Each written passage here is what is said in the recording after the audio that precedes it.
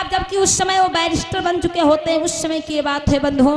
बाबा साहब जैसे ही होटल के पास में गाड़ी रुकवाते हैं और जैसे ही होटल के नजदीक पहुंचते हैं, जैसे ही नजदीक पहुंचे वहां पे एक छोटा लड़का उस होटल में काम कर रहा था, और जब उस छोटे लड़के को देखा है तो बाबा साहब ने इशारा किया पानी का, और वो लड़का 2 गिलास पानी लेके आया।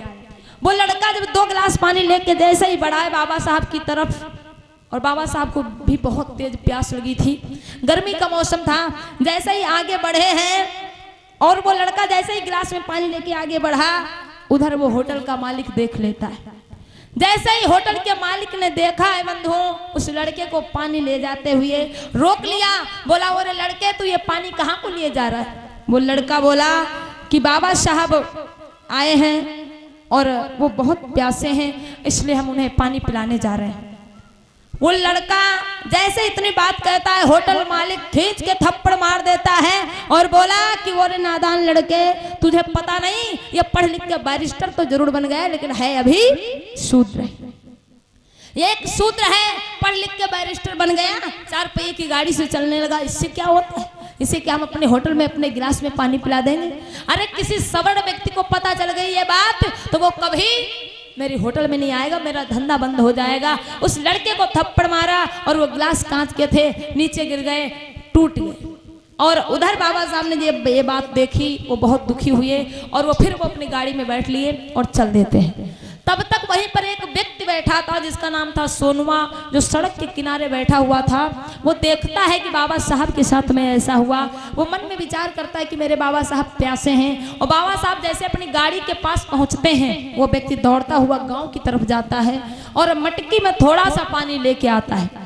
जब तक वो पानी लेके आता है तब तक बाबा साहब वहां से जा चुके होते हैं। वो व्यक्ति वहीं पे बैठ गया, मन में विचार करने लगा कि मेरे बाबा साहब यहाँ से प्यासे चले गए, और रोने लगा वहीं पे बैठ के। फिर उस दिन से उसका रोज का नियम बन गया बंधुओं, रोज का नियम बन गया कि वो मटके में पानी लेके आता और उसी जगह पे बैठा रहता कि मेरे बाबा साहब यहाँ से प्यासे चले गए थे, वो आएंगे तब हम उन्हें पानी पिलाएंगे।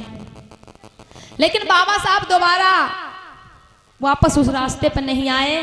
3 महीने बीत गए थे। वो व्यक्ति रोजाना ऐसे ही पानी लेके आता और दिन भर वहीं पे बैठा रहता, शाम के समय घर को जाता।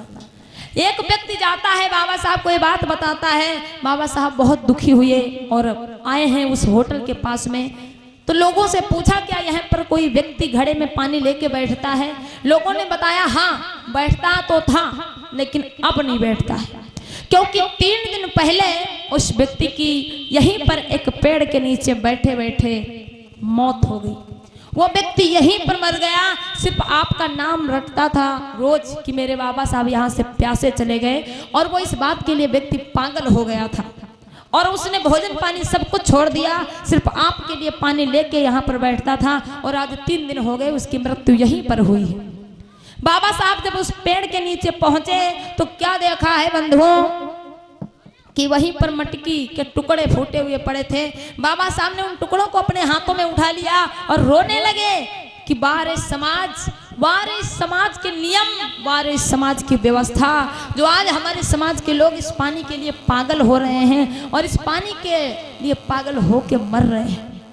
बाबा साहब ने कहा कि मैं इस नियम विधान को बदलूंगा और मैं ऐसी व्यवस्था कायम करूंगा जिस पानी के लिए आज हमारा समाज रो रहा है, पागल हो रहा है।